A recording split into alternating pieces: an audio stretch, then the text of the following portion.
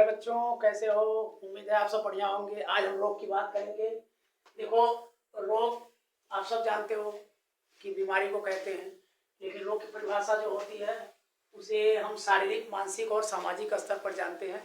यानी जब किसी व्यक्ति के जीवन में शारीरिक, मानसिक और सामाजिक स्तर पर बदलाव होते हैं तो उसे रोग कहते हैं। रोग दो प्रकार के होते हैं, एक होता है जन्मजात रोग, एक होता है उपार्जित रोग।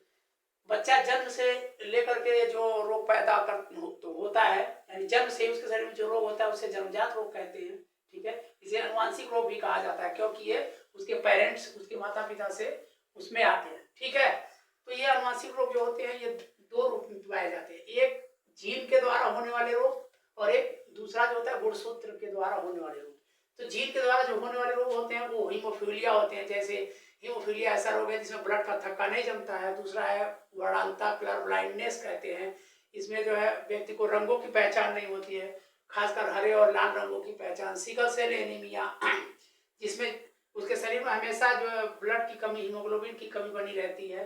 ठीक है, जीवन भर जो है इसको खून की कमी से जूझना पड़ता है। थैलेसीमिया भी एक प्रकार का एनीमिया भी है, एनीमिया ही है जिसमें इसमें जो आरबीसी होती है उसकी लाइफ छोटी हो जाती है और इसमें भी बराबर ब्लड की कमी रहती है। गुणसूत्र विकार में क्या होता है?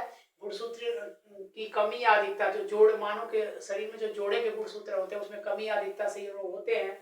इसमें एक होता है डाउन सिंड्रोम, इस गुणसूत्र की कमी से जो होता है बौनापन होता है। दूसरा है क्लाइनफेल्टर सिंड्रोम, इसमें भी जो है वो गुणसूत्र जो होते हैं वो जोड़े के बजाय 3 हो जाते हैं, इसमें पुरुष बांझपन होता है। और तीसरा है टर्नर सिंड्रोम, इसमें स्त्री बांझपन होता है। ठीक है, अब हम आते हैं उपार्जित रोग में। तो उपार्जित रोग दो प्रकार के होते हैं, असंक्रामक और संक्रामक रोग। असंक्रामक रोग जो एक व्यक्ति से दूसरे व्यक्ति में छूने से या उसके साथ रहने से नहीं फैलते हैं। ठीक है, तो इसको कहते हैं असंक्रामक रोग। जैसे बुखार हो गया, पीलिया हो गया, कैंसर हो गया, टाइफाइड हो गया, ये सब असंक्रामक रोग होते हैं। संक्रामक रोग में ये जो होता है एक व्यक्ति से दूसरे व्यक्ति के संपर्क में आने पे ये रोग फैल जाते हैं। जैसे इन्फ्लुएंजा, अगर किसी को खांसी है तो खांसी उसके खांसने वाले के संपर्क में रहने से ये हो जाता है। इसे सामान्य सर्दी जुकाम कहते हैं। चेचक है, एड्स है, मलेरिया, ये सारे जो होते हैं उपार्जित रोग में, संक्रामक रोग में आते हैं। तो इस तरह से ये रोग का टोटल ये डिफिनीशन है।